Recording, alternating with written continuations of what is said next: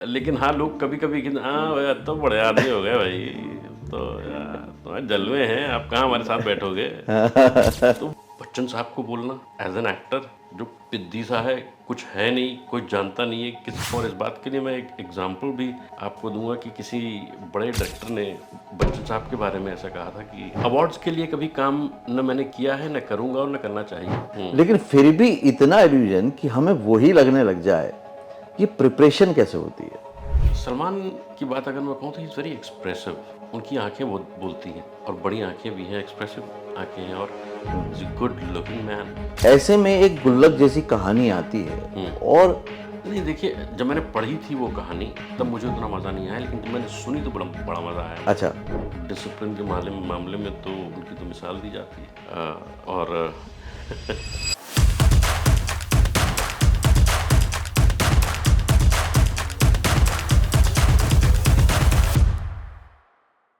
कलाकार वो होता है जो अपनी कला को विकसित करता है, उसको डिस्कवर करता है और उसमें अपनी खुशी ढूंढता है।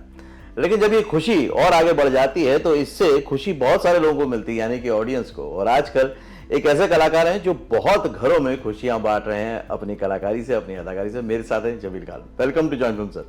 बहुत बहुत शुक्रिया जी। जमील जी, जब आप अपने गांव में थे, अपनी जगह पे थे, अपने घर में थे, तब मुंबई आकर्षित इतना करता था कि आने का मन था, या फिर बस शौकिया देखते थे? ये तो माया नगरी की नज़र से ही देखता था। हाँ। और आप मुंबई की बात कर रहे हैं या फिल्म इंडस्ट्री की बात कर फिल्म रहा हूँ, इंडस्ट्री? एक्टिंग करियर की बात हाँ, कर रहा हूँ। नहीं तो बचपन में तो नहीं। बचपन में तो बहुत छुटपन में तो ये था कि भाई फिल्में देखते हैं और उसका मज़ा लेते हैं। और एक फिल्मों का जो एक ऑरा होता है और एंटरटेनमेंट का वही एक ज़रिया हुआ करता था। तो उसका मज़ा लेते थे। और कहीं एक जैसे कि हर बढ़ते हुए बच्चे के जहन में होता है कि मैं भी अमिताभ बच्चन और मैं भी दिलीप कुमार और मैं राइट। भी फिल्म देख के वगैरह निकले वगैरह। तो बिल्कुल हाँ, वही इल्यूजन होता है। हाँ, वही होता है कि अब मैं ही अमिताभ बच्चन हूँ। हाँ। चाल में भी वही होता है, आवाज़ में भी, अंदाज में भी। और कितने लोग तो बालों का और पहनने का वो सब भी स्टाइल। तो वो उतना मुतासर तो करती ही थी फिल्म्स। और जाहिर है एक बहुत ही पावरफुल मीडियम है फिल्म। एंटरटेनमेंट भी है उसमें, और एंटरटेनमेंट के साथ साथ अगर कोई ज़रूरी नहीं है लेकिन अगर सोशल मैसेजिंग भी है तो सोने पे सुहागा। तो हाँ, तो माया नगरी बड़ी दूर की चीज़ लगती थी कि हाँ, मतलब वही माया नगरी थी वो। राइट। और सोचा तो नहीं था कभी कि भाई यहाँ जाके मैं भी ऐसा कुछ करूँगा। वो जैसे जैसे वक्त गुजरता गया, थिएटर करना शुरू किया स्कूल में, तब कहीं एक शौक पैदा हुआ एक्चुअली एक्टिंग करने का। जब स्टेज पर उतरे, लोगों की सराहना लोगों ने सराहना की उस परफॉर्मेंसेस की। तो हौसला कहीं बढ़ता गया धीरे धीरे। और क्योंकि जो हमारे मिडिल क्लास फैमिलीज़ जो होती हैं उनमें एकेडमिक्स का बहुत बड़ा इम्पोर्टेंस होता है, वैसा मेरे परिवार में भी था। और मेरे वालिद ने बहुत ज़्यादा इस पर तवज्जो दी कि तालीम पूरी होनी चाहिए, मुकम्मल होनी चाहिए। और बेहतरीन से बेहतरीन तालीम जो वो दे सकते थे वो उन्होंने दी। और मेरे हिसाब से हिंदुस्तान में जो भी बेस्ट हो सकता था उन्होंने वो मुहैया कराया हम तमाम भाई बहनों को। हाँ। और हमेशा वो कहा भी करते थे कि ये मेरी जमा पूंजी है, मेरी औलाद। तो बाकी इनकी किस्मत है, इनकी राइट। इनकी तो जब मेहनत है। थिएटर करते हैं जमील जी, या ड्रामा करते हैं, तो हम लोग उस प्रोसेस को एंजॉय कर रहे होते हैं ना, एज ए एक्टर बड़ा मज़ा आ रहा होता है। जो आपने कहा कि लोगों की सराहना मिल रही थी, लेकिन वो एक सीरियस नोट पे कि इसको करियर बनाऊंगा या प्रोफेशन बनाऊंगा, वो एक सीरियसनेस कब आई? वो क्या मोमेंट था? वो मोमेंट मैं अक्सर इस बात का जिक्र कर चुका हूँ पहले भी कि मैं साइंस स्टूडेंट था और आईआईटी का एग्ज़ाम भी दिया था मैंने, आईआईटी जी का। उसमें नहीं हुआ जब, तमाम मेहनत के बाद। और अच्छा खासा इन्वेस्टमेंट था मेरा उसमें। इन्वेस्टमेंट इन टर्म्स ऑफ मेहनत और एक एक कोशिश जो होती है, और जेन्युइन कोशिश थी। जब उसमें नहीं हुआ तो वो एक कहीं एक दिल टूटा, कहीं एक ये हुआ कि यार नहीं हो गया अब ये। और शायद वो अम, इसलिए भी रहा हो कि आना शायद इधर था, ये तकदीर में लिखा था। अब ऐसा कह सकता हूँ कि वो रुझान इस तरफ बना कि यार ये अब पढ़ाई में, साइंसेस में मन नहीं लग रहा है, इतनी मेहनत की, नहीं हुआ, हटाओ, अब ये इसमें मन लगता है। ये दिल लगने वाली जो बात है ना, कि ये तो चलो एक करियर के पॉइंट ऑफ व्यू से, एक एकेडमिक्स के पॉइंट ऑफ व्यू से, एक ज़िंदगी को बनाने के लिए माँ बाप ने सोचा कि भाई चलो आईआईटी करवा लेते हैं। करवा देते हैं, और वो किया भी। और उस पर से तुर्रा ये कि आईआईटी ही करेंगे, कोई और नहीं करेंगे। तो वो भी था, उसमें नहीं हुआ तो फिर अब क्या करना है, हटाओ। लेकिन जैसा आपने बताया कि घर में एकेडमिक का माहौल था और मिडिल क्लास में आसपास का माहौल भी घर में आ चुका होता है। हाँ, लेकिन मेरे घर में ना, मेरे घर में मैं सच बताऊं तो मेरे ख़ानदान में पढ़ाई लिखाई का इतना माहौल नहीं था। Okay okay. था थोड़ा बहुत था, क्योंकि बिजनेस फैमिलीज थी, सब कालीन का कारोबार हुआ करता था। तो मेरे रिश्तेदार भी जो हैं वो भी इसी बिजनेस में थे, और मेरे फादर ने भी बिजनेस को बढ़ाया। Self made man, rags to riches वाली स्टोरी उनकी है। सही मायने में हीरो तो वो हैं। तो वो उन्होंने सारा कुछ बनाया, और बनाने के बाद वो जो हमें एक फ्रीडम मिलती है ना, जो कि आमतौर पे मिडिल क्लास परिवारों को नहीं मिल पाती शायद, क्योंकि माली तंगी की वजह से, कि भाई जिम्मेदारी है घर की, माँ बाप की जिम्मेदारी है, भाई बहन की जिम्मेदारी है। इतने पैसे नहीं हैं कि आप वो अपने शौक की तरफ मुतवज्जो हों। लेकिन वो मुझे, मेरे साथ हमेशा ये था कि मुझे कुछ और नहीं करना है, मतलब मुझे किसी को सपोर्ट नहीं करना है, घर नहीं चलाना है मुझे, तो अकेला था।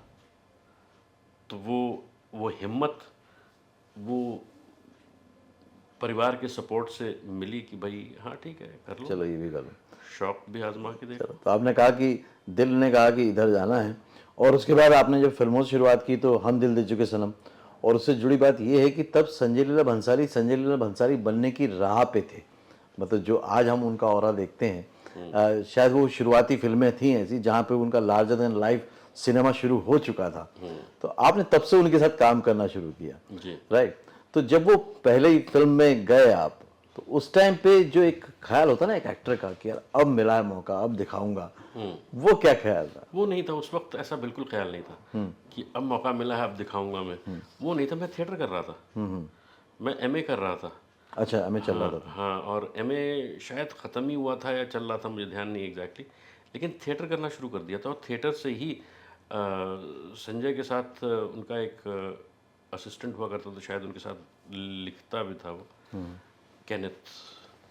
तो वो थिएटर में जानता था मुझे, और क्योंकि थिएटर के एक्टरों की शायद उनको ज़रूरत थी, और वो फैमिली में वो बंदे चाहिए हुए थे।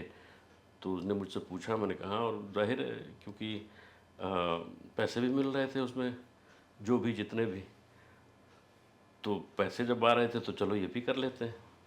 लेकिन ये तब तक मुझे ऐसा नहीं लगता कि अरे हाँ ये, और वो कोई ऐसा रोल भी नहीं था जहाँ कि आप कुछ बहुत ज़्यादा मुजाहरा कर पाते अपने हुनर का, अपने फ़न का। वो तो उस नज़रिए से लिया, और थिएटर करते वक्त किया। उसके बाद फिर वो सीखने का दौर ही चल रहा था मेरा उस वक्त, ओके। क्योंकि मेरी कोई फॉर्मल ट्रेनिंग रही नहीं है। तो थिएटर करते करते, थिएटर के थ्रू ही जो कुछ भी, सिनेमा को समझना और उसे हाँ, मतलब इस क्राफ्ट को, इस कला को समझने का मौका मुझे बॉम्बे आने के बाद ही मिला, जब मैं नसीर भाई के साथ जुड़ा उनकी थिएटर कंपनी में। ओहो। तो उनके साथ मिलके बहुत सीखने को मिला, और वो दौर वो सीखने वाला ही चल रहा था। और फिर उसके बाद जो मेन प्ले जो मैंने किया, मंटो इसमत हाजिर हैं और कथा कोलाज, उसने मुझे एक मुकाम पे लाके खड़ा किया जहाँ पर लोगों ने पहचानना शुरू किया, और इस नज़रिए से देखना शुरू किया कि हाँ एक्टर है, और फिर वहाँ से काम मिलना शुरू हुआ। ओके। तो संजय लीला भंसाली नॉर्मली बहुत कम एक्टर्स को रिपीट भी करते हैं, लेकिन आपने उनके साथ फिर दोबारा भी काम किया। अच्छा, रिपीट नहीं करते हो, ये मुझे नहीं मालूम। ज्यादातर नहीं करते, मतलब आप देखेंगे उनके तो Okay. हर बार मेन लीड भी हैं तो एक दो बार हुए, उसके बाद चेंज, उसके बाद चेंज, बहुत ज्यादा स्टारकास्ट उनकी रिपीट नहीं होती है। अच्छा। लेकिन आपने उनके साथ दोबारा भी काम किया, तो ये वो मेरी कुछ खास बात थी? पता नहीं यार, मुझे आई डोंट नो रियली। एक बात शायद मैंने कहीं और भी जिक्र किया है इस बात का कि क्योंकि थिएटर से हैं और ख्वाहिश होती है कि यार कुछ करने को मिले, तो मुझे उसमें हमदिल में ज़्यादा कुछ करने को मिल नहीं रहा था, क्योंकि फोकस जाहिर है और जगहों पर था और ऐसा कोई मेजर किरदार था नहीं। तो मैंने एक बार संजय से बोला भी, मैंने कहा यार अपने आप को घसीट के लाना पड़ता है सुबह सुबह कि यार चलो अभी शूटिंग पे जाना है, और उनकी शूटिंग लंबी होती भी है, तो अच्छा खासा वक्त देते हैं और जमा के काम करते हैं और बहुत कमाल का काम करते हैं वो। तो वो लगता था अरे यार अभी फिर वही, तो मैंने उनसे बोला, तो उन्होंने कहा कि यार I can't do much about it in this, जितना है उतना है भाई। बट ये उनकी मोहब्बत है, उनका बड़प्पन है कि उन्होंने रामलीला में फिर मुझे याद किया और मुझे फिर वो रोल दिया, और आई एम हैप्पी। और वो कमाल, उनका अंदाज़ अलग है, उनका फिल्म मेकिंग का स्टाइल अलग है, और वो अपने आप में माहिर है। उस जो जिस तरीके की वो फिल्में बनाते हैं, कोई उनका हाथ नहीं थाम सकता। बिल्कुल बिल्कुल सही, बिल्कुल। तो आपने जो भी करियर में, मैं जितनी भी फिल्में देखता हूँ आपकी, उसमें दो तीन चीज़ें बड़ी अच्छी और बड़ी कॉमन निकल के आती, जो कि बहुत अनकॉमन है। वो ये है कि एक तो फिल्में गजब की हैं वो सारी, है ना।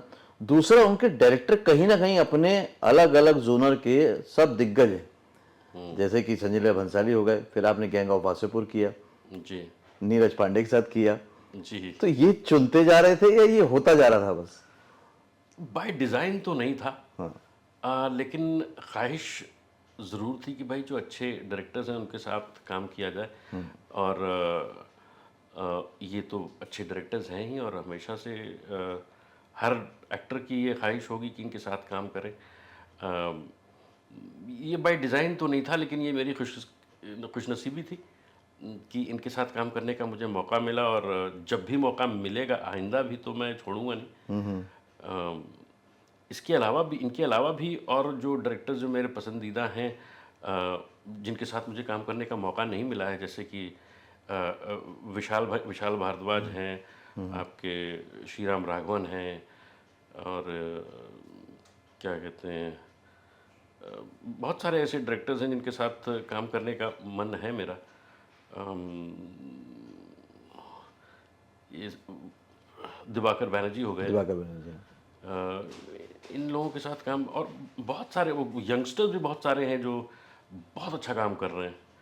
तो अगर मौका मिलेगा तो ज़रूर काम करने की कोशिश करूँगा भाई। एक एक्टर का तो अप्रोच जमील जी अलग होता है अपने कैरेक्टर्स को लेकर, लेकिन ये डायरेक्टर का भी अप्रोच अपने एक्टर्स को लेकर अलग अलग होता है। जैसे संजय लीला भंसाली हमने बात की, या अनुराग कश्यप बात की, नीरज पांडे, इनका भी अप्रोच अलग होता है। तो इनके साथ कॉप अप करना, उनकी अंडरस्टैंडिंग लाना, बीइंग ए एक्टर, वो कितना डिफिकल्ट और चैलेंजिंग हो जाता है? देखिए, मुझे ऐसा लगता है, मेरा जो नज़रिया है वो ये है, बड़ा सीधा सीधा, कि ये डायरेक्टर का मीडियम है। तो मैं डायरेक्टर के हिसाब से चलता हूँ, डायरेक्टर का जो स्टाइल है, जो तरीक़ा है, उसमें रमने की कोशिश करता हूँ, और जो उसको चाहिए वो उसको देने की कोशिश करता हूँ। वो भले ही मैं उस बात से इत्तेफाक रखता हूँ या नहीं। अच्छा। कोई चीज़ मुझे खटकती है तो मैं डिस्कस कर लेता हूँ, और अगर फिर भी बात नहीं बनती और मुझे लगता है कि नहीं यार ये तशफ़ीशुदा जवाब मुझे नहीं मिला, लेकिन डायरेक्टर का कन्विक्शन है क्योंकि उसकी विजन है वो, तो उसमें मैं अड़ता नहीं, उसमें झगड़ता नहीं। फिर मैं अपने आप को अडेप्ट करने की कोशिश करता हूँ कि अच्छा ये ऐसा कह रहा है ये डायरेक्टर, तो ये अब मुझे उस तरीके से अपने आप को ले जाना पड़ेगा वहाँ तक जहाँ तक वो मुझे ले जाना चाहता है। राइट। तो मैं अपने तरीके से उसको टैकल करता हूँ और उसको रियल बनाने की कोशिश करता हूँ, उसको उसमें सच्चाई लाने की कोशिश करता हूँ, भले ही मैं कन्विंस ना हूँ। और इस बात के लिए मैं एक एग्जांपल भी आपको दूंगा कि किसी बड़े डायरेक्टर ने आई थिंक बच्चन साहब के बारे में ऐसा कहा था कि वो शूट पर गए हुए थे उनको साइन करने के लिए या उनसे मुलाकात करने के लिए। बच्चन साहब के पास कोई सीन आया और उन्होंने पढ़ा, कह रहे क्या यार, कुछ भी लिख देते हैं, कुछ भी ले आते हैं शूट करने के लिए। और वो पढ़ा उन्होंने, मेकअप वेकअप चल रहा था। पढ़ने के बाद फिर वो आए कि सर शॉट देना है, रेडी है। तो जो साहब आए थे उनसे मिलने के लिए वो भी गए साथ में। तो उन्होंने कहा कि ये वही बच्चन साहब है कि देखा। उन्होंने कहा क्या बेहुदा है, बेहूदगी यार, क्या है ये, क्या लिखा है? कुछ भी है। और जाके जब उन्होंने परफॉर्म किया तो उनका कन्विक्शन कुछ अलग ही था। ओहो। कि मतलब कि वो इतनी अनबिलीवेबल चीज़, और उसको जिसको कि आप आम रोज़मर्रा की ज़िंदगी में कहें कि यार ये ऐसा थोड़ी होता है, लेकिन जाके उन्होंने किया उसको और कमाल से किया। और यही है कमाल। Right right right. क्योंकि दोनों का स्टाइल बिल्कुल अलग है ना। अनुराग कश्यप एकदम रॉ लुक में लाना चाहते हैं, वैसे दिखाना चाहते हैं, वो बिल्कुल सिनेमेटिकली दिखाना चाहते हैं। संजय लीला भंसाली, तो सबका अप्रोच अलग अलग हो जाता है कहीं ना कहीं। बिल्कुल। तो ये ठीक है। अब जब एक्टर होता है तो उसकी सबसे पहली ख्वाहिश होती है यार कि एक अच्छा रोल मिले, फिर ख्वाहिश होती है यार कि थोड़े और अच्छे अच्छे रोल मिले, और लोगों से लोग पहचाने, मेरे कैरेक्टर जो है वो रजिस्टर हों, और फिर होता है कि यार कुछ अवार्ड वगैरह भी मिल जाए। और आपने अभी सिलसिलेवार सब करके देख लिया, और ओटीटी में तो आपने वो कमाल कर दिया कि आप ही लेके जा रहे हैं। तो ये जो होता है एक एक्टर की ख्वाहिश, ये वाकई पर्सनली आपको कितना रहती थी, कितना कचोटती थी, या आप इजी टू गो थे कि ठीक है जो जो आता जाएगा मैं करता जाऊंगा, या कभी ख्वाहिश होती थी मिलने से पहले? अवार्ड्स की बात कर रहे हैं। अवार्ड्स की बात कर अवार्ड्स रहा तो हूँ। मुझे लगता है एक बाय प्रोडक्ट है। ओके। अवार्ड्स के लिए कभी काम न मैंने किया है, न करूंगा, और न करना चाहिए। वो एक बाय प्रोडक्ट है आपके काम का। वो आपके काम का एक रिकग्निशन है जो कोई भी संस्था आपको देती है, और उसके लिए मैं शुक्रगुजार हूँ। उससे खुशी ज़रूर मिलती है, एक एक एक आपको एक स्टैंडिंग मिलती है। लोग आपको शायद एक अलग नज़र से भी देखना शुरू कर देते हैं। आप कि शायद उसमें एक इज्जत का इजाफा होता है उसमें, और शायद उसमें पैसों का भी इजाफा होता है कि भाई आपको बेटर पैसे भी डिमांड करके आपको मिल सकते हैं।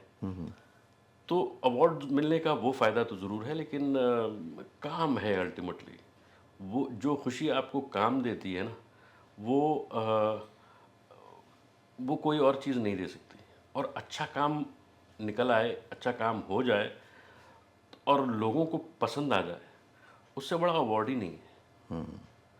हाँ, ये कि फ्रेटर्निटी के नज़र से वो एक उसके वो मतलब उसके और असरात जो होते हैं वो अलग हैं अवार्ड मिलने के। जैसा कि मैंने कहा कि एक फ़ख्र महसूस होता है, और एक और चीज़ जो होती है कि जो फ़ख्र मुझे महसूस होता है, जो खुशी मुझे महसूस होती है, उससे ज़्यादा खुशी मेरे अपने जो हैं ना, जो मेरे घर वाले हैं, मेरे दोस्त हैं, उनको जो फ़ख्र महसूस होता है ना, उनकी नज़रों में, उनकी आवाज़ में वो जो प्राइड आता है ना, वो खुशी कुछ अलग टाइप की होती है। वो बहुत ज़्यादा खुशी दे जाती है कि यार कुछ हुआ है, कुछ हुआ किया है। है। और इनके अंदर कितनी प्राइड पैदा हो, कितनी मेरा बेटा, मेरा भतीजा, मेरा भाई। तो जब ये करेक्टर डेवलप हो रहा था निशा जी का उसमें गुल्लक में, तब ये करेक्टर आपके इतने नज़दीक जो दिखता है, ऑन स्क्रीन भी दिखता है कि वो मतलब लगता है कि यार एक करेक्टर ही हम देख रहे हैं। तो जैसे मैं हमेशा कहता हूँ कि एक कलाकार जो होता है वो एक जादूगर की तरह होता है, एक इल्यूजन पैदा करता है।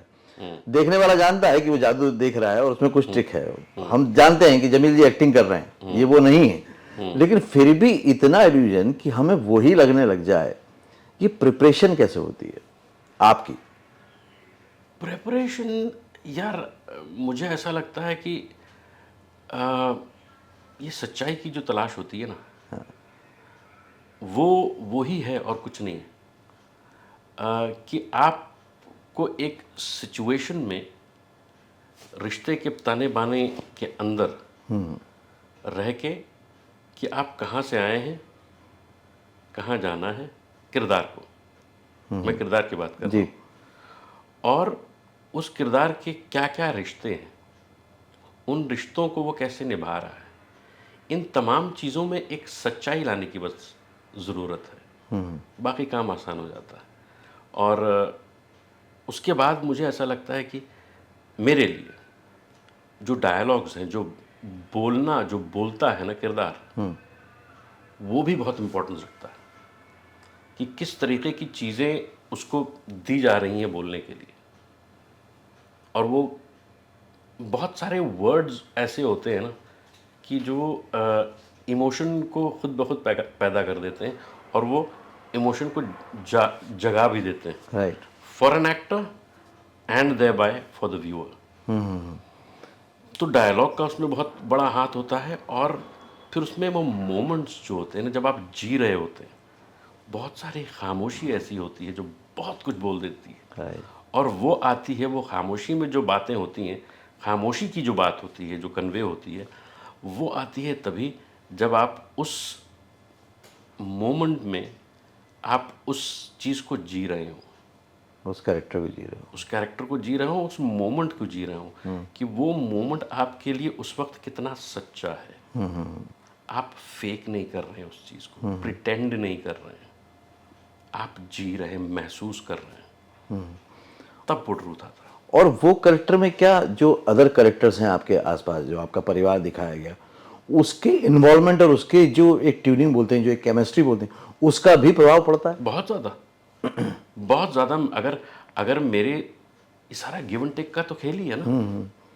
आप आइसोलेशन में तो काम करने, मोनोलॉग तो कर नहीं रहे हैं आप। मोनोलॉग कर रहे हैं तो ठीक है साहब, उस वक्त और कोई नहीं है, आप अकेले वो सीन कर लेंगे। लेकिन ज़्यादातर सीन्स तो अकेले नहीं होते हैं ना। तो जो गिव एंड टेक होता है, वो अगर सामने वाला एक्टर अच्छा है तो आपका परफॉर्मेंस भी ऊपर जाता है, अगर वो उतना अच्छा नहीं है तो आपके परफॉर्मेंस को वो नीचे ले जाता है। तो इसमें जब कोई सीन बढ़िया बन के आता है तो उसमें सबका कंट्रीब्यूशन होता है। राइट। मैं गुल्लक से ज़्यादा रेफरेंस इसलिए ले रहा हूँ कि लोगों को वो एकदम सीजन वाइज ना तरोताज़ा याद है। तो उसमें कभी ऐसा भी हुआ कि आप लोगों ने कोई सीन को इम्प्रोवाइज किया हो चारों ने बैठ के और फिर प्ले किया हो? कोई ऐसा एग्जाम्पल है? ज़्यादातर काम वैसा ही होता है। इम्प्रोवाइज हो गई हुआ है? बिल्कुल। देखिए, जो जो उसका कंटेंट, उसकी स्क्रिप्ट जो होती है ना, बहुत स्ट्रांग होती है, और हम उस स्क्रिप्ट को पहले पढ़ते हैं, समझते हैं, अपना रिएक्शन देते हैं, अपने रिस्पॉन्सेज देते हैं, और राइटर और डायरेक्टर उसको लेता भी है काफ़ी हद तक। ओके। लेकिन जब हम उसको आते हैं फ्लोर पे उसको शूट करने के लिए, तो कोई रिहर्सल तो ऐसा की नहीं होती, बस स्क्रिप्ट को आत्मसात कर लेते हैं, कुछ एक रीडिंग्स कर लेते हैं। कल की शूटिंग है तो आज एक दिन पहले उसकी सारी सीन्स हम लोग पढ़ते हैं, और उसको जहाँ पर जो भी हमने डिस्कशन करते हैं कि यार ये बढ़िया है, ये सही नहीं आ रहा है, जो कुछ भी अपनी बातें करते हैं उसमें, और उसके बाद जब करते हैं उसको, तो वो इतना समझ चुके होते हैं उसको कि फिर वो करने में बहुत सारी चीज़ें नहीं निकलती हैं। और इसीलिए शायद वो इतना क्योंकि हम उसको विजिट कर चुके हैं पहले। जैसे थिएटर में हम लोग रिहर्स करते हैं ना, रिहर्सल 6 महीने रिहर्सल किए, राइट, फिर परफॉर्म करते हैं, तो वो बड़ा पका हुआ माल निकलता है। तो जब इसमें भी रिहर्सल से वही है, दो स्कूल्स हैं कि कुछ लोगों को रिहर्सल पसंद है, कुछ लोगों को नहीं पसंद है। तो यहाँ पर वो रिहर्सल करके एक तैयारी हो जाती है, और लेकिन उतना स्कोप भी रहता है इम्प्रोवाइजेशन का कि उस वक्त उस मोमेंट में कुछ नई नई चीज़ें भी निकलती हैं, और डायरेक्टर और राइटर भी उस चीज़ के लिए तैयार रहते हैं कि ये जो है साले कुछ करेंगे, ये कुछ इसमें नया पैदा करेंगे, और वो होती है पैदा चीज़ें। एक होता है कि जब हम ऑडियंस होते हैं, भले हम थिएटर कर रहे हैं, कुछ भी कर रहे हैं, तो हम कुछ हीरोज़ को, हीरोइंस को देख रहे होते हैं बड़े पर्दे पे, और एक स्टारडम उनका माइंड में छाया रहता है, और फिर एक समय आता है कि उनके साथ स्क्रीन शेयर करते हैं। तो उसमें सलमान खान को मोस्ट स्टाइलाइज समझा जाता है, और बड़ा उनका हो रहा है सुपरस्टार वाला। जब उनके साथ स्क्रीन शेयर कर रहे थे, तो जो एक स्क्रीन पे होता है ना, एक थोड़ा सा नर्वसनेस भी होती है कई बार एक्टर को कि यार इतना बड़ा स्टार है, पता नहीं मैं दिखूंगा कि नहीं दिखूंगा, या मुझे दिखना ही है तो मैं ये करूंगा। वो सब कुछ होता था क्या वहाँ पे? नहीं, मेरे साथ कभी नहीं हुआ, और मैंने कभी होने भी नहीं दिया उस बात को कि मैं अब बच्चन साहब तो खैर लेजेंड है, और हमारे idol, we grown up watching him, तो वो एक अलग चीज़ है। मैं उस पर भी, मैं इनफैक्ट मुझे चीनी कम में याद है कि एक सीन में एक बड़ा मोनोलॉग है बच्चन साहब का, तो वो उसमें अ, मेरा फ़ोन बजता है और वो डांटते हैं कि फ़ोन, कुछ ऐसे डांटते हैं। तो अ, जब मेरा क्लोज लगा उसमें, तो मैं बच्चन साहब से बोला, मैंने कहा सर थोड़ा सा can you give me a bit of a pause over here for the realization कि यार अरे फ़ोन बजा, अब मुझे डांट पड़ेगी। तो ये बात बच्चन साहब को बोलना एज एन एक्टर, जो पिद्दी सा है, कुछ है नहीं, कोई जानता नहीं है किस, और बच्चन साहब, बट उन्होंने उनका यस व्हाई नॉट। ओह। तो हालांकि जो एडीज थे वो डर गए कि अरे यार बच्चन साहब से बोल रहा है। हाँ, क्या डिमांड कर रहा हाँ, बच्चन साहब को बोल रहा है कि है? हाँ, मतलब थोड़ा सा आप। मुझे, हाँ आप मेरे हिसाब से करो टाइप। लेकिन वो वही है, मुझे जो छोटा बड़ा कुछ नहीं होता है। जाहिर है वो लेजेंड है, उनका मकाम अपना है ही, लेकिन वो लेजेंड है तो किसी वजह से है ना। ये सब चीज़ें राइट, राइट। कि भाई वो आपको इतना अपना लेते हैं कि आपको एहसास ही नहीं होने देते कि छोटे बड़े का, चाहे उम्र में चाहे मर्तबा में आपसे छोटा हो, तो वो उस बात का एहसास होने नहीं देते। एक्चुअली वो फिल्म भी देखा जाए तो एक टर्निंग पॉइंट थी कहीं ना कहीं, कि लोगों ने पहली बार उस तरह की लव स्टोरी देखी थी, जी। और उस तरह से अमिताभ बच्चन को देखा था, और उनकी जोड़ी को भी बहुत पसंद किया, फिल्म को भी बहुत पसंद किया गया। तो वो फिल्म जब बन रही थी तो अमिताभ बच्चन का हमने जो देखा है, जो आपने देखा हुआ है एकदम एंग्री यंग मैन वाला रूप, और वो सब देखा हुआ है एकदम स्टाइल में, और वो फिल्म एकदम अलग थी। जी। राइट, और उसमें उन्होंने अपने आप को रिप्रेजेंट भी बहुत अच्छा। जी तो लगता था कि यार ये आर्टिस्ट में इतनी रेंज है यार, ये क्या कर क्या रहा है ये। भाई, बहुत कमाल की रेंज है उनकी। और वो उनकी वर्सेटैलिटी और उनका टैलेंट ही, मतलब उनकी लॉन्जेविटी जो है इंडस्ट्री में, आज कितने 50 साल 40 साल, I don't know how many years, and he still relevant and ruling and how. तो भाई कितने लोग हैं जो कर सकते हैं इतना, सही बात and year after year, hit पे हिट, परफॉर्मेंस आफ्टर परफॉर्मेंस। तो कुछ है तभी तो ना भाई। है। Right, right, right. नहीं, बाहर तो सुना जाता है कि अमिताभ बच्चन मतलब टाइम पे आते हैं, डिसिप्लिन हैं, रिहर्सल करते हैं, तैयारी करते हैं, वाकई वैसा रहता है वहाँ पे माहौल? बिल्कुल, बगैर तैयारी के वो आते नहीं। हाँ। और डिसिप्लिन के मामले में तो उनकी तो मिसाल दी जाती है। और शायद मैं उसका क्रेडिट उनके मिजाज में वो आना, शायद वो शेवुड की देन है। एक मिलिट्री स्कूल का रेजिमेंट जो होता है, वो आपको सिखाता है पंक्चुअलिटी और वक्त की कदर करना, और लोग औरों के वक्त की कदर करना। तो वो इसलिए वो पंक्चुअल रहे हैं। और and I take cue from him and from my school to be punctual my self.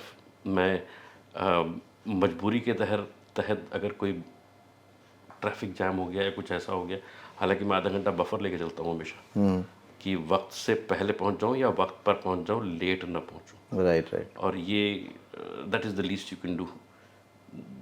That is वो रिस्पेक्ट अगले को देना ज़रूरी है। और ये आपके काम की तरफ आपकी निष्ठा जो है वो भी दिखाता है ना, कि भाई you take your work seriously, you take your job seriously.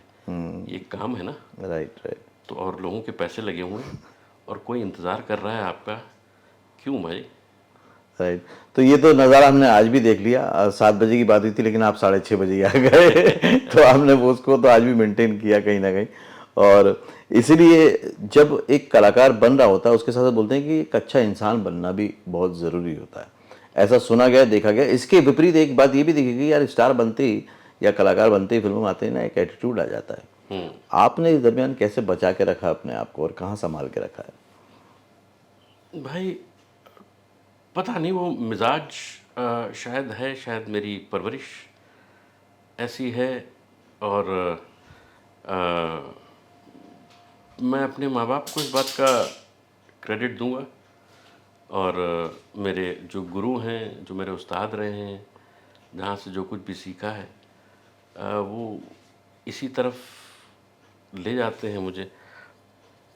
और एरोगेंस या कोई भी एटीट्यूड जिसे आप कहते हैं, अ, उससे कोई फ़ायदा मुझे नज़र आता नहीं सिवाय नुकसान के।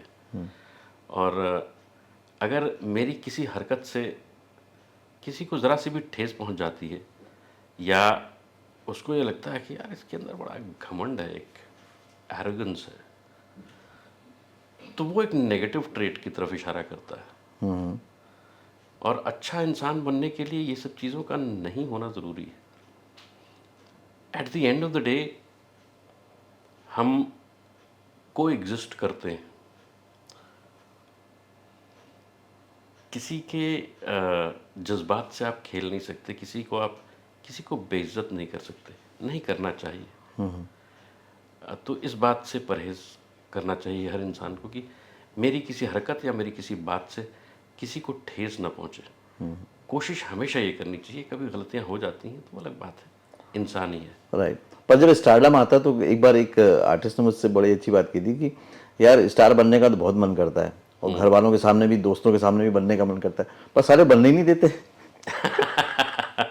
उनके साथ क्या बनेंगे आप, जो जिन्होंने आपको हर रंग में देखा है, आपको लिटरली नंगा देखा है। राइट। है तो ना? कभी कैसे दोस्त ने ऐसा कॉम्प्लीमेंट किया, क्या भाई मुंबई में नहीं है, यही है? ऐसा कभी हुआ कि माहौल बना कभी? नहीं, ऐसा तो मैं मौका देता नहीं जानबूझ के, खैर तो कभी ऐसा करता नहीं मैं। हाँ। लेकिन हाँ, लोग कभी कभी कि हाँ भाई, अब तो बड़े आदमी हो गए भाई, तो यार तुम्हारे जलवे हैं, आप कहाँ हमारे साथ बैठोगे। तो वो तो खींचते तो भाई, कैसे? जो अपने हैं या हक है। जो दोस्त हैं, वो तो मौका तो ढूंढते हैं ऐसे जुमले कसने के। तो वो ठीक है, वो मजाक में ही बोलते हैं और वो तफरी के तौर पे बोलते हैं, वो अच्छा भी लगता है और वो इसमें एक मोहब्बत झलकती है। राइट। अब एक चीज़ पूछना चाहूँगा, क्योंकि आपने बहुत बड़े बड़े एक्टर्स के साथ भी काम किया, कमाल कमाल, जैसे नसीर जी का नाम लिया, तो नसीर जी का इंटरव्यू यहाँ पे भी अवेलेबल है, उसको ज़रूर देखिएगा, बहुत कुछ सीखने को मिलेगा। नसीर जी के बारे में कहा जाता है कि वो अपने आप में एक कंप्लीट इंस्टीट्यूशन है। जी। मतलब एक्टिंग के बारे में मुझे बहुत सारे, फारूक शेख साहब ने बोला था कि एक्टिंग की बात करना होता है तो मैं नसीर से बात करता हूँ। जी। बहुत सारे लोगों ने बोला है। आपके नज़र में नसीरुद्दीन शाह क्या है? कमाल के एक्टर तो हैं ही, दुनिया जानती है। वो कमाल के टीचर भी हैं। अ, और मुझे लगता है जितना वो अपने हुनर पे काम करते हैं, या उस हुनर की तरकीब, उसके तरीक़े को जितना वो ढूँढते हैं, जितना एक्सप्लोर करते हैं, मुझे नहीं लगता कोई और करता है। और जिस गहराई से वो सोचते हैं चीज़ों को, और हम एक्टर के तौर पे अपना काम करते हैं, अपना एक तरीक़ा, अपना एक तरकीब ढूँढ लेते हैं चीज़ों को करने की। लेकिन उनके अंदर ना, मुझे ऐसा लगता है कि और ज़्यादा सीखने की, और ज़्यादा करने की जो होती है ना, कि pushing it further and further, taking it further more, कि ये लगता है कि नहीं, अरे यार ये तो बहुत कमाल है, कर लिया, अब इससे आगे क्या हो सकता है। फिर आएगा। उनके लिए वो नहीं है, ये तो कुछ नहीं है अभी, अभी तो आगे बहुत है। तो वो उनकी उनकी जर्नी चलती रहती है। वो तलाश जो उनकी रहती है ना, किरदारों की, या किरदारों के अंदर जो चीज़ें हैं, जो परतें हैं, उसमें किस तरीके की लेयर्स पैदा होती हैं, या किस तरीके की जो रंग होते हैं उसमें, उसको कैसे कैसे अलग अलग ढंग से उनको टैकल किया जाए और उनको पेश किया जाए, वो तलाश उनकी मेरे ख्याल में बहुत बहुत कमाल की है। जब ऑडियंस का एक रिकॉग्निशन मिलता है, जो आपको गुल्लक से बहुत कमाल का मिला, तो उस दौर में क्या होता है ना, एक कलाकार की अभिव्यक्ति की खोज भी और बढ़ जाती है। तो उसको लेकर अभी कौन कौन से आप नए प्रोजेक्ट कर रहे हो या नए कैरेक्टर करने वाले हो, जिसमें ऑडियंस वेट करी कि यार अब हमको कुछ अलग देखना है? देखना करने के लिए तो बहुत कुछ है भाई। मुझे तो लगता है अभी एक तरीके से शुरुआत ही है और बहुत कुछ करना बाकी है। एक अमेज़ॉन प्राइम का एक शो है, बाबा ब्लैक शिप, जिसका नाम था बकबक, वो है राजा मैनन ने डायरेक्ट किया है वो। ओके। वो तैयार है। वो एक कमाल का शो है और उसमें थोड़ा मुख्तलिफ किरदार है मेरा, अलग है बिल्कुल इससे, गुल्लक से। फिर उसके बाद एक यशराज का है, अम, मंडला मर्डर्स, वो उसमें भी बड़ा इंटरेस्टिंग, बहुत ही मज़ेदार कलाकार, उसके उसमें भी लेयर्स बहुत सारे हैं। ये अमेज़ॉन वाला वो नेगेटिव है। और फिर एक अभी राजश्री का एक शो है, बड़ा नाम करेंगे, वो है, वो थोड़ा सा गुल्लक से इन टर्म्स ऑफ जहाँ से वो आता है किरदार, जो एक अडोरेबल, लाइकेबल बाप है, उस तरीके का किरदार है, लेकिन थोड़ा सा जुदा है, उसकी ज़बान अलग है, उसका सोशल स्टेटस अलग है। तो वो है एक, और बाकी जैसे जैसे आती जाएंगी वैसे वैसे उनका जिक्र होगा जब होगा। राइट। जब से ओटीटी प्लेटफॉर्म आए तब से ना एक अलग तरह की सब्जेक्ट की मुहिम सी चल पड़ी, खासतौर से जी। थ्रिलर सब्जेक्ट, डार्क सब्जेक्ट और इस तरह के सब्जेक्ट, या कह सकते हैं कि जो हॉलीवुड से बहुत इंस्पायर्ड सब्जेक्ट थे वो पे बहुत ज़्यादा आने लगे। ऐसे में एक गुल्लक जैसी कहानी आती है और बड़े धीरे से आती है और सबको छू के निकल जाती है, क्या बनते वक्त वो एहसास हो रहा था या बनने के बाद हुआ कि ये क्या हो गया, ये कहानी भी लोगों को पसंद आ सकती थी? नहीं, देखिए, जब मैंने पढ़ी थी वो कहानी तब मुझे उतना मज़ा नहीं आया, लेकिन जब मैंने सुनी तो बड़ा बड़ा मज़ा आया। अच्छा। और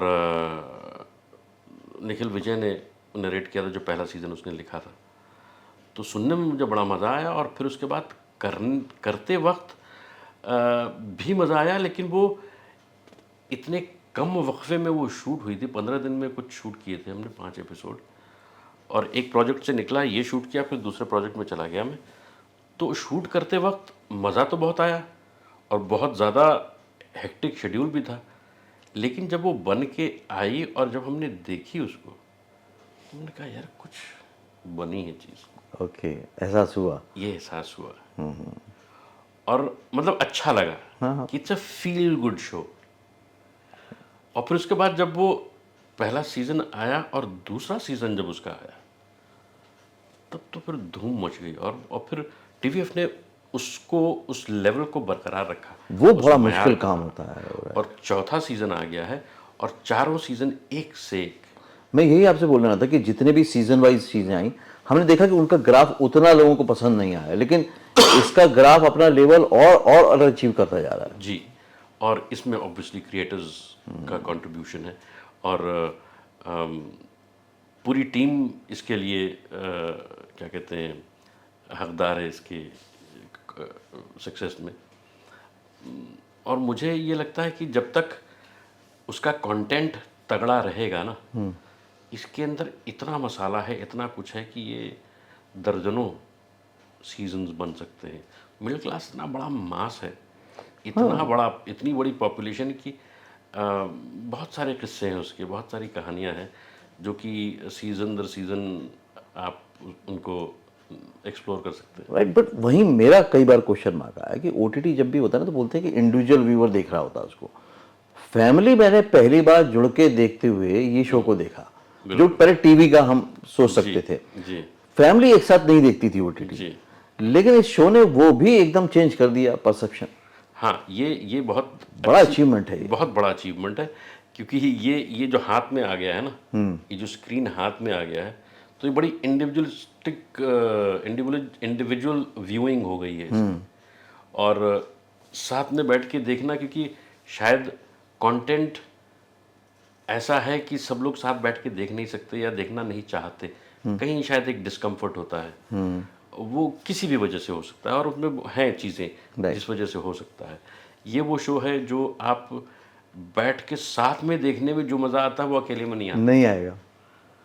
क्योंकि कोई चीज़ हुई और आप, अरे यार, राइट। रिलेटेबिलिटी इतनी ज़्यादा है ना। हाँ। और जब कोई रहता है आपके साथ हंसने के लिए ना, या उसका मजा लेने के लिए, तो उसका मजा और बढ़ जाता है। Right right. तो ये वो चीज़, अभी इनफैक्ट रिसेंटली किसी ने मुझे एक वीडियो भेजा कि 15-20 लोग एक साथ बैठे, खाना वाना चल रहा, वो देख रहे हैं, लोग मज़ा ले रहे हैं, टीवी चल रहा, बड़ा सा स्क्रीन आ गया है, और यहाँ पर एक टेबल है, अब 8-10 लोग यहाँ बैठे हुए हैं, 8-10 लोग यहाँ बैठे हुए हैं, और किसी ने उस एक्सपीरियंस को कैप्चर किया अपने कैमरे पे क्या बात। और वो पोस्ट कर दिया। क्योंकि ये तो वाकई मैं कहूँगा इसमें तो एक बहुत बड़ा अचीवमेंट है इस शो का, कि इसने ओटीटी में शायद एक अकेला शो है जिसने परिवार को साथ ला दिया, जो कि नहीं सोचा जा सकता था। मेरे को लगता है ये एक बहुत बड़ा स्टेप है। बिल्कुल सही कह रहे हैं। बिल्कुल। इसमें अब ये पूछूंगा कि हर स्टार का अपना एक तरीका होता है और आपने सबके साथ काम किया हुआ है, तो मेरी क्यूरियोसिटी ये हो रही है कि जहां आप डिसिप्लिन की बात करते हैं, जहां आप एक्टिंग की तैयारी की बात करते हैं, सलमान उससे बिल्कुल अलग आते हैं। उनका एक ऑरा अलग है, एक स्टारडम अलग है, वो भी काम करते हैं, वो भी हिट होते हैं। अक्षय कुमार बहुत डिसिप्लिन आते हैं, लेकिन एक्टिंग के लिए हम सभी जानते हैं उन्होंने धीरे धीरे कर करके सीखा और सीखते सीखते किया, वो भी हिट होते हैं। अमिताभ बच्चन हैं जो कि तैयार होके आते हैं, वो भी हिट रहते हैं। और आप अपनी तैयारी के साथ आते हैं, आप अपनी एक अलग जगह बनाते हैं। तो सलमान खान हो गए, अक्षय कुमार हो गए, ये ऐसी क्या वजह है कि लोग इनके इतने फैन हैं? भाई कुछ तो है हाँ कुछ तो है, वही तो। वो, और वो उसको मैं करिश्मा एक कहूँगा। हाँ और पॉपुलर सिनेमा में एक अंदाज भी होता है जो लोगों को पसंद आता है, और उस अंदाज के दीवाने होते हैं लोग। और सलमान की बात अगर मैं कहूँ तो इज़ वेरी एक्सप्रेसिव। उनकी आंखें बहुत बोलती हैं, और बड़ी आंखें भी हैं, एक्सप्रेसिव आंखें हैं, और एक एक एक शरारत है उनकी आंखों में, एक सच्चाई है उनकी आंखों में, और खूबसूरत इंसान भी हैं। Is a good looking man, और उन्होंने अपने आप को अच्छे से मेंटेन भी किया है। और उनका जो कमर्शियल फॉर्मेट है उसमें वो जो मासेस हैं उनको वो चीज़ देते हैं वो जो उनको पसंद आता है, तो इसलिए वो मतलब ऑडियंस की नब्ज की पकड़ है उनको। बिल्कुल है। और सलीम साहब, हाँ उनकी उनके फादर हैं जिन्होंने तो बरसों तक ऑडियंस की नब्ज को पकड़ा। Right right right. क्या क्या फिल्में दी हैं, क्या क्या फिल्में दी। तो वो आएगा ना, राइट कम से कम एक में तो आया ही है। Right right. और अक्षय कुमार को लेकर क्या कहेंगे? अक्षय भी वो सीखते सीखते उन्होंने जो पकड़ी हैं चीज़ें, जो निखारा है अपने आप को, और अच्छे अच्छे परफॉर्मेंसेस दिए हैं उन्होंने भी। और उनको भी मालूम है कि, और मेरे ख्याल में जो भी एक्टर्स हैं, जो भी कामयाब हैं, वो ऐसे ही कामयाब नहीं हैं। राइट। कुछ तो है उनके अंदर, भले ही आप उसको डिफाइन न कर पाएँ, भले ही मैं डिफाइन न कर पाऊँ, आप डिफाइन न कर पाएँ, लेकिन कुछ तो है जिसकी वजह से वो कामयाब हैं। कोई तो सच्चाई है, किसी चीज़ में तो सच्चाई है, और वो सच्चाई उनको वहाँ तक ले जा रही है और लोगों को पसंद आ रहा है। तो फिर भाई nothing succeeds like success. Right.